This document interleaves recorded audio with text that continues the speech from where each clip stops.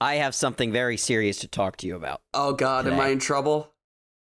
You are in trouble. Oh, so shit. last time we hung out in person, you came to visit me in the lovely city of Philadelphia. Yes. And we went to a bar. Yeah. And you were the one that went up to the bar to order our drinks. Uh-huh. And you were unable to acquire drinks. You were ignored for the bartender for probably half an hour. It was ridiculous. Because I didn't walk in. We were sober when we walked in. We were completely stone cold sober. I went up, hiya, like, hey, buddy, can I get a drink? Silence. It was crowded, to be fair, but at the same time, it had to be you. It had to have been you because they were taking other people's orders well before. So it wasn't like, usually they'll serve girls before they serve guys. It wasn't even that, too, because they were serving everyone before they even looked at you. They wouldn't even make eye contact with you. No. And I told you that it was your fault, right? Yeah. And I think you were... how did you feel about that? Did you feel like it was your fault? I didn't think it was my fault. I do have that kind of face. I have a face that says, please ignore me. But I didn't think... It wasn't an active decision I made to be ignored. Mm-hmm. Yeah, so I went to that bar again on Friday. Okay. With my friend who lives here in Philly. And I told you that if I was at that bar with him, we would have gotten served immediately. Yes. I went to that bar with him, and not only did we get served immediately, we did not pay for our drinks. I had 3 beers there, I got free shots, didn't pay for anything. So, I'm not saying it's your fault, but I am saying it's your fault because clearly you've got a face that says this guy is the worst human being in the world. The evidence is mounting that it may have been my fault. There is still a reasonable doubt that I am not to blame, but I have to admit the evidence is really mounting not in my favor. It's mounting against me that I have an unlikable face, which is very lucky that we do a podcast instead of something where people would see us because we would get negative views. Charlie, but you know what else has a very unlikable face? Oh, what would that be? Hello, everyone, and welcome to the Very Reasonable Pilots podcast. I'm your host, Charles. Along with me is always my co-host, editor, producer, co-pilot, gunner, navigator, orator, and podcasting associate, Jacob Gloth. How you doing today, Jacob? I am swell, Charles. Happy to be back.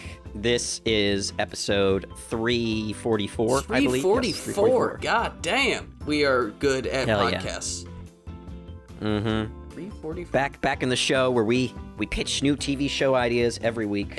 I've got a new one for you this week. Ooh. What was the title you gave me, Charlie? The title I gave was The Ugliest Reason in the World. 244, not 344, 244. I just checked online.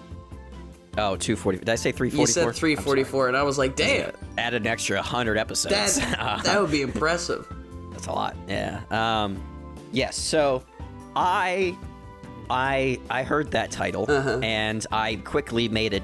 No, well, you thought I misheard it, and you thought I heard the ugliest raisin in the world. Yes, I did. Yes. Think that you misheard it. And I made a joke that I was going to make the show the ugliest raisin in the world, right? Please tell me. Okay, so today I made a show, the ugliest raisin in the world. Son of a bitch. And not only did I make a show called The Ugliest Raisin in the World, but I am going to do something we haven't done. So we started doing this thing where I give you a title and you give me a title, and we have to do, whatever that title is. I'm asking for permission to do a 2-parter for this show. Because I wrote quite a lot, and I didn't get to the end of the story. So I'm going to need to do a second parter, preferably not next week, but the week after. Yeah. So I will not be taking a new title. I will be doing this season, not season 2, the second half of season 1. It is so funny to me that the only 2 shows we have ever done 2-parters for. Yes, you can do a 2-parter. That's fine. The only shows we've ever done 2-parters for, right, before right now, were your show, Res Publica, right? Which is a vast, decades-spanning, huge, epic drama about Roman politics, and it's, really in-depth, and super like serious, and it's like got tons and tons of characters and lots of shit going on, and you have broken that streak for the ugliest raisin in the world. To be fair, I did do a second parter for Red Light Express, so this is not unprecedented. You're right. You're right. I might have done other ones before as well, but those are the only two I can think of. You've done. Have you done two-parters? Well, you have, but they're usually like a season 2, and it's much later. Yeah, I'll do sequel series, but I don't generally continue the same story, you know? Because I'll just talk until I'm finished. That's why sometimes the episodes are an hour and a half long. Yeah. Sometimes we keep it to a neat, tidy 30 minutes, and other times Charlie rambles on for I love a 2.5 hours. Call me the Rambling Man. Blin. Okay, so I have permission for a two-parter. I will now proceed. I think I'm gonna start with the characters because it's gonna get confusing quickly. All right. I want you to guess what this show's about before we get into it. You're not gonna get it right. But I just want to. Sure, I'm not gonna get it right. The ugliest raisin in the world. So what first came to my mind was the California raisins. If you're an American, you probably know what the California raisins are. It's a company you get that sells raisins, right? Nature's Candy and all that. And their whole thing was that they had mascots who were like 4 raisins and they were in a jazz band together, right?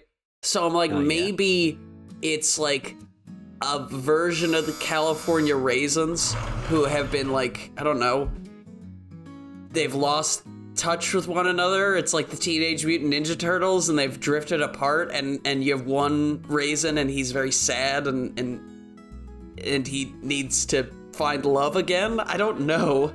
I'm not sure. Yeah, I know, Charlie. I asked permission for a two-parter. This is a serious show that we're about to do here. It's okay. The title will make sense shortly. Let me do the characters first. So our first character is Marlon Jacobs, or Mars for short. He's a stoner botanist, probably about 34. He's looking for new strands of drugs, always testing new ways to manipulate plants and create highs. Very relaxed kind of guy, easily distracted, but very intelligent. Okay.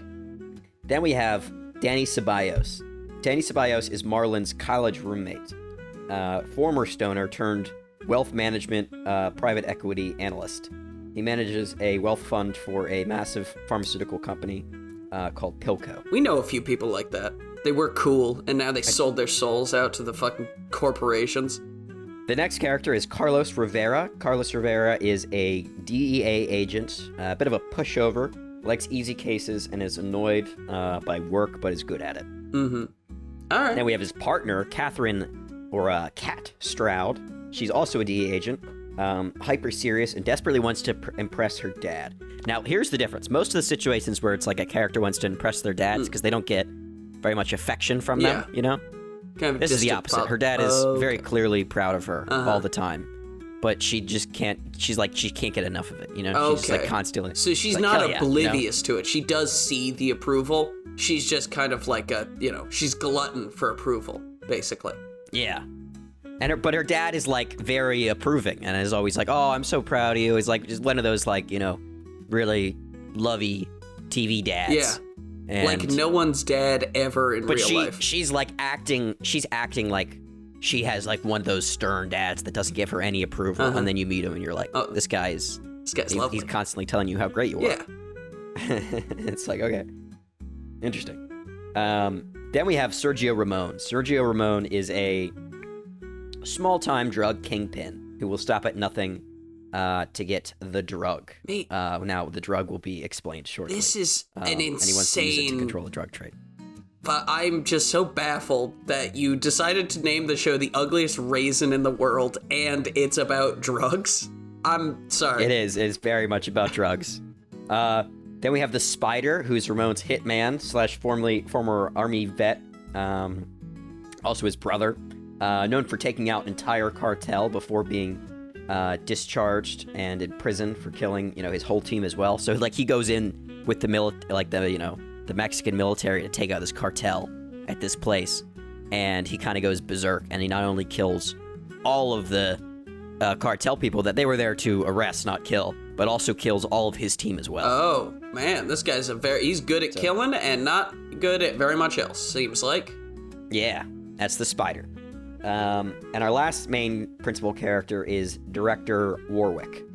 Director Warwick is a big pharma CEO of that company I mentioned earlier, Pilco. And he's after the drug for reasons that aren't entirely clear, but probably to produce it, right? Yeah, make some amount of money for pharma. Off of but maybe not. Ooh. Maybe not. Well, I don't think I'm going to get into what the whole. Well, we'll see. Okay, that would be a part 2 answer. You might get the answer to that question. This whole episode is going to be edging, and then the part 2 is just going to be all climax. It's going to be great. Yeah, it might be. It might be a little bit of that. So, the pilot, Danny Ceballos, is blindly clicking his pen at work. His boss asks if he's listening, and Danny nods and goes, yeah, layoffs, increased performance.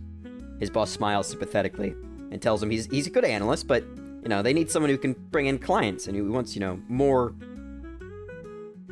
in life, wants to move up in the industry. Danny nods his head and his boss leaves. We cut to him in the car, long ride home, very quiet, and he's back at home, dark apartment, complete mess. Opens the fridge, nothing except a gallon of milk inside. Eats some cereal. Full gallon. Tries to light a joint, but his lighter's out of fluid. Goes down to the convenience store, it's closed. Goes back to his apartment, pulls out a bottle of whiskey, starts drinking, calls his ex, she doesn't pick up. Leaves a very long voicemail asking, how she is. All that kind of stuff. Then he calls his old roommate, Marlon, and leaves a voicemail asking about how he is, where he is in the world. It's like, he isn't, during the voicemail, he's talking to like, I haven't seen you in 10 years since we graduated and all, but I don't know, I just thinking of you, wondering how you are. After the phone calls, drinks some more, goes and stares at the mirror for a obscenely long amount of time, and goes to bed. In the morning, he makes some toast, holds the knife for a long time, but he hears an accordion outside the window, and he watches the guy for a little bit, smiles, grabs the knife, butters his toast. He goes out to the accordion player, drops some money in the case, goes to work, starts making calls, gets tons of rejections, starts working super late. And over a montage of him, buttering toast, giving money to the musician, and making unsuccessful investor calls, at the end of it, finally, at 11 at night, he calls a German pharma company, Pilco, who's surprised that he's even awake at this hour. And they say that they've been trying to actually find an investment firm in the U.S. to work with, but, their hours are so different that it's hard to... Incompatible. It's hard to get somebody.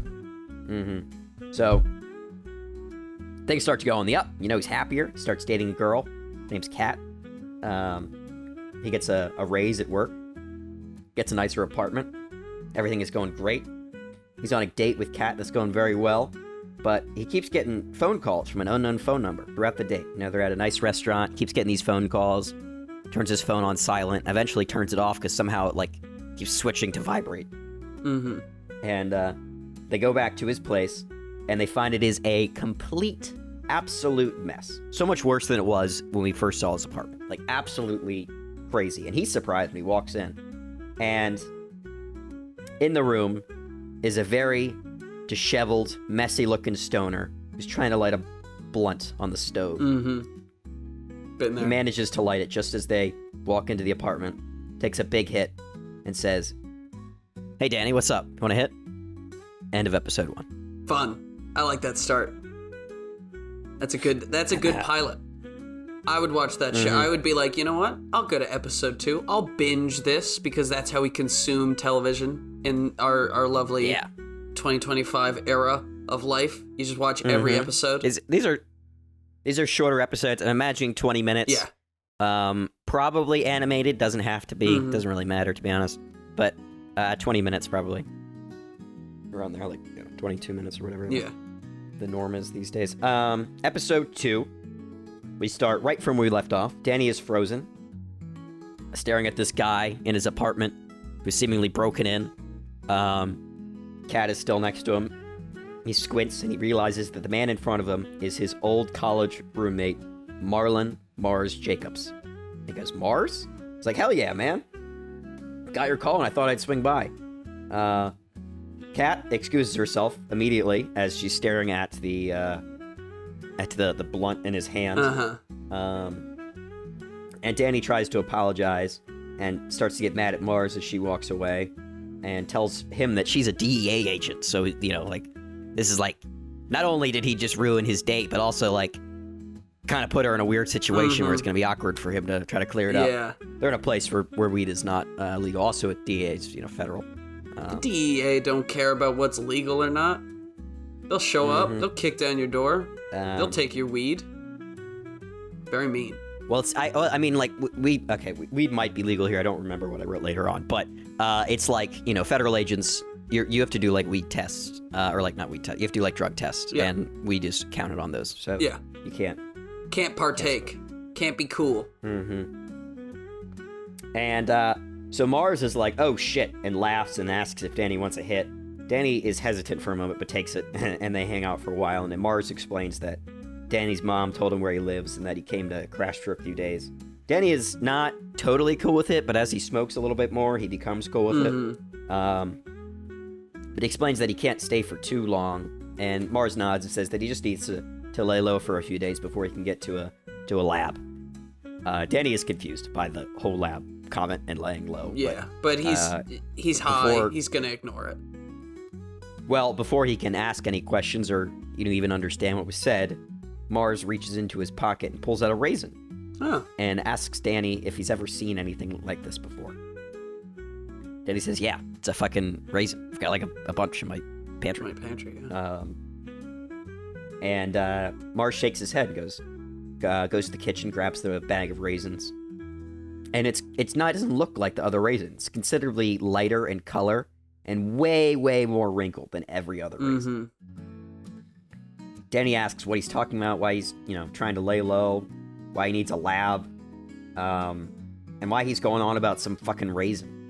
Mars sighs, grabs the blunt, takes a big hit, and says, What if I told you that deep in the jungles of South America, there lies a raisin, a single, ugly, horribly miscolored raisin that can cure death?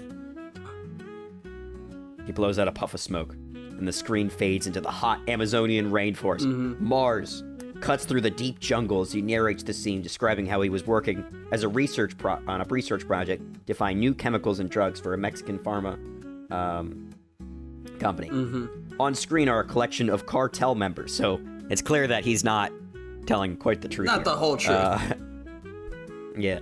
One, Sergio Ramon, grabs Marlon by the collar and yells at him, that he dragged him out there and led them to nothing. Meanwhile, Marlon's narrating, I got into a slight, dispute with one of the field agents for the corporation. Meanwhile, he's this guy's got an AK to his head, yelling at him. And Marlon assures him that they're close.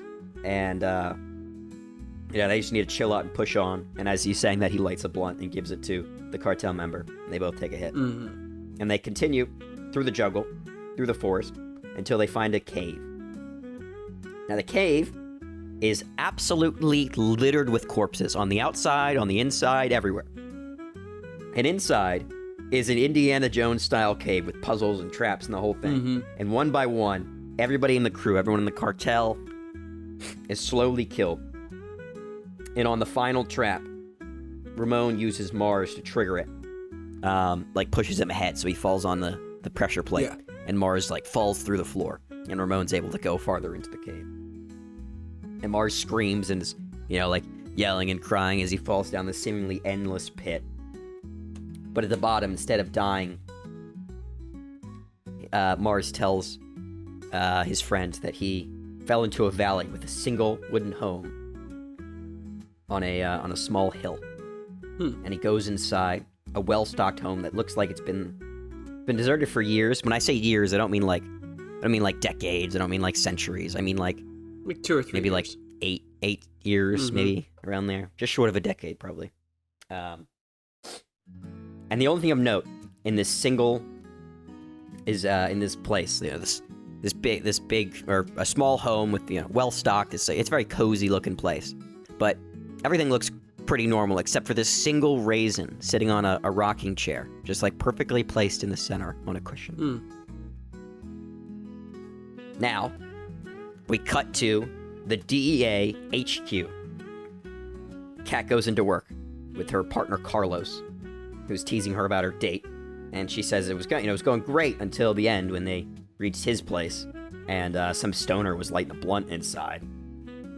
Carlos is like, it's legal now, but it's not too much of a problem. And Kat's like, I'd still fucking I'd still fail my drug test. And like, she's not really into smoking as well, so it's it's better that she just avoids it and calls it off, which is a shame because she kind of liked Danny. Yeah. And they get called in for a briefing where they learn about a new masked drug trafficker with connections to the Ramon cartel that is currently in town, shopping around a new and highly dangerous product. And on the screen, they show the picture of Dr. Marlon Jacobs. Damn, he's a doctor. End of episode 2. Mm-hmm. Great. Now, what do you think's going on? So, I think that this drug, right, the Raisin, is like you said, it cures death, right? It's a wonder drug, right? And I think that house was owned by someone who knew the director, because he said the director wants the drug, but it maybe is to sell it, maybe it's for something else. And I'm like, oh, maybe that. But the fact that the Raisin is sitting on a rocking chair makes me think that it was a person that turned into a Raisin, which is crazy, So I really am baffled, because I kind of feel like this might be a odd couple sort of chase situation going on, where you have these two sets of twos, right? You have two pairs of people. You have Mars and our main character. What's his name? Sorry, I'm bad with names. Danny Ceballos and so Danny and Mars. Yeah, Danny and Mars being chased by Dr. Mars and Carlos and Carla. What's her name? The woman? Carlos and Kat. Kat.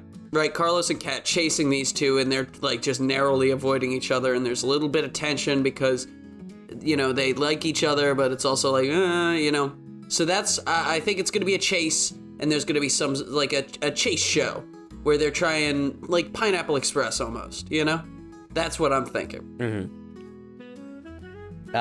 In hindsight, I asked for a 2-parter, but I think I could probably get through the whole show. Oh.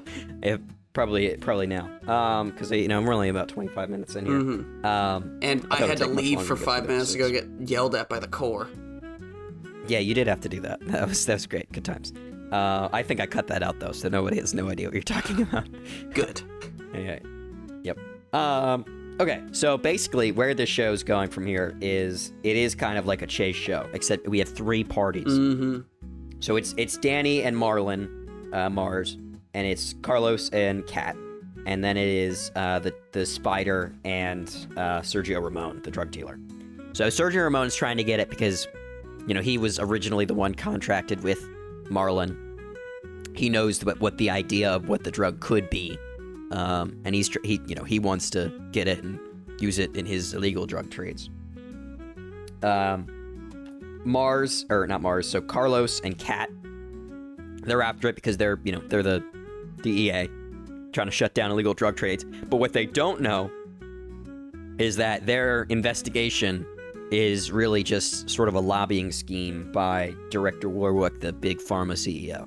So while they think they're getting it to sort of stop this dangerous drug, they don't realize what the drug can actually do. They don't know it's a cure for death, They just know they're supposed to get it and seize it, and if they do, they're gonna give it over to the authorities. They don't realize that this is all just a scheme so that the big pharma guys can get it. Now, you might have been onto something with that human thing. You might have had the right idea there. So the way this show is going to go is we're gonna have this constant back and forth. Eventually, the farmer guys are going to get the drug. We're gonna have that classic end of end of climactic scene where director Warwick is going to have Marlon and Danny Ceballos trapped because they're going to take it to most of Danny and Mars's journey is trying to get to a lab that they can use and safely try to figure out what this drug is so that they can try to reproduce it. Yeah. And they're constantly going to get set back and trying to find new labs and stuff, and have to find a researcher down in Peru that has experience with these kinds of drugs. But they'll get down to Peru, and the researcher's like, this doesn't look like anything I've ever seen before. And Mars is going to agree with him and be like, I've been studying botany for years, and this doesn't look like any plant I've seen before. And that researcher would be like, no, because this isn't a plant. That's why I'm confused. I mean, this is clearly this is flesh. Like, this is not this isn't a raisin. This is no, there's no, what is it, the chloroform or whatever? Chlorophyll. It's in all plants. This plant has no cell walls, right? It's not plant cells. It's definitely animal cells. Exactly. And Danny's gonna be like, oh my god, or not Danny, sorry. Mars is gonna be like, oh my god, I couldn't even consider that as a possibility. Like, I didn't even realize. And that's when they'll get trapped by the DEA agents and the big pharma guys, who are going to, over time, get more involved in the investigation and not even let the DEA take Marlon and Danny in. They're gonna sort of take them away from the DEA, and Carlos and Kat are gonna be like, wait, I mean, we're the authority here. We're the ones that are able to arrest them. You guys can't do anything. And they're just gonna be told to to fuck off. So Kat and Carlos are going to sort of have a rescue attempt, while at the same time the Spider and Sergio Ramon are going to, not as much of a rescue, more like a go in, kill them, steal the raisin sort of situation. And at the main lab of this pharma agency that they have, deep in the jungles of Brazil, they fairly close to the actual house in the valley that the raisin was found. We're going to get the story from director Warwick that this raisin, you can't reproduce it. It's not something that can be made again, because it's not a drug. It's his dad. What? Basically, he comes from a long line of immortals, and the way their immortality works is that it's passed down from father to son. They have to eat they can't die, and over time they'll eventually shrivel into a tiny little raisin, and then the other person has to eat it, and then they get the immortality. That's kind of how it passes. So you down. had to eat your dad to be immortal. Yeah? Yes, essentially. All right, cool. But I sort of just misstated it there, because most of everyone else in his family that was immortal, because the way it works is that you still age. You can't die, but you still age. You still become more wrinkled and shriveled, and as an old person, your skin is still sort of falling apart. Your body, your body is able to function, but it still ages and grows and decays kind of over time. Yeah. And the way it's supposed to work is that eventually, you become so shriveled that you're like, all right, son, I'm done. You can eat me now. And then, the son, super rich or whatever, has his chefs blend up his dad and eats him in a soup or something. Yeah, drinks him or whatever, boofs him. Doesn't matter. He consumes him somehow. But this dad was selfish, and he didn't want to die. So he hid from his son and went off into the jungles of South America and found this little home. And his son, has this whole pharma empire. And so his son's constantly searching for his dad, but his dad is obscured in the woods, and it's impossible to find him. And that's what that cave is. His son set so many teams to try to find them. And his son had even originally paid the cartel to find him, which where Marlon was involved. But Sergio Ramon, this low-level drug kingpin, he always planned to sort of cut off his ties with the farmer guys and use the drug for himself, Yeah. He was going to ditch out. So, the raisin, it's his dad. That's the big reveal. He has to eat it to become immortal. And then we'll have the spider come in, start shooting people. We'll have Carlos and Kat come in as well and rescue Marlon and Danny just in time as the spider kills almost everybody, even his brother Sergio Ramon. Everyone's after the raisin, but eventually it's destroyed and blown up in this jungle. And Mars, Carlos, Kat, and Danny are the only ones that make it out as it burns and collapses down. Mm-hmm. That is the end of the ugliest raisin in the world. I'm so baffled. Everything about this show baffles me to no end. I like it. I think it's fun.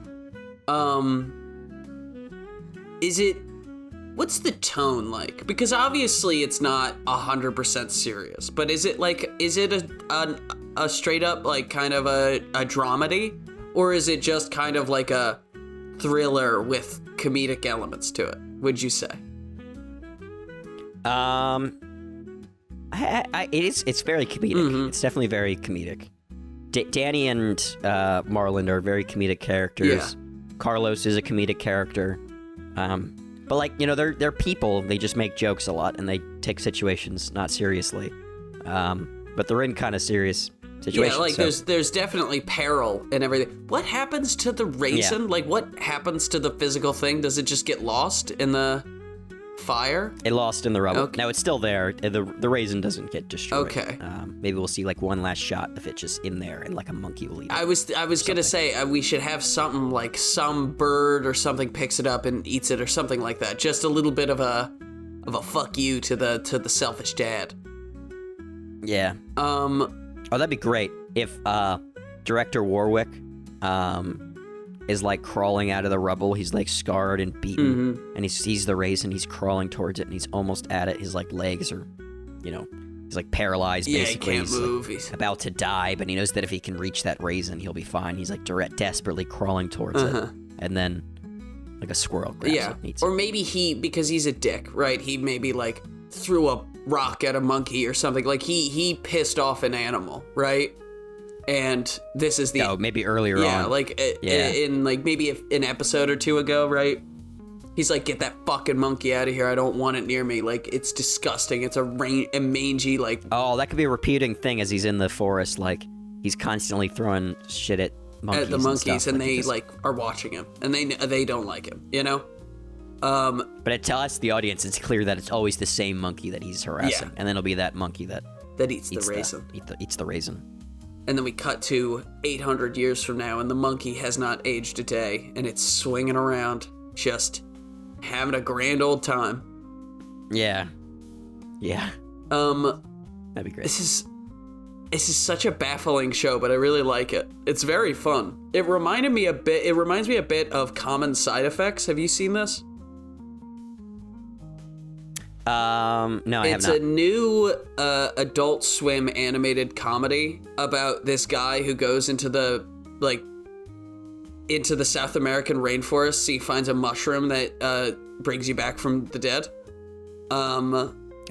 So you can see where some of the similarities come to in my mind, but it's also kind of does that heal you? Because my thing just you just live. Yeah, no, it heals you. It's he was in a plane crash and he ate the mushroom before the plane crashed, and he was able to live.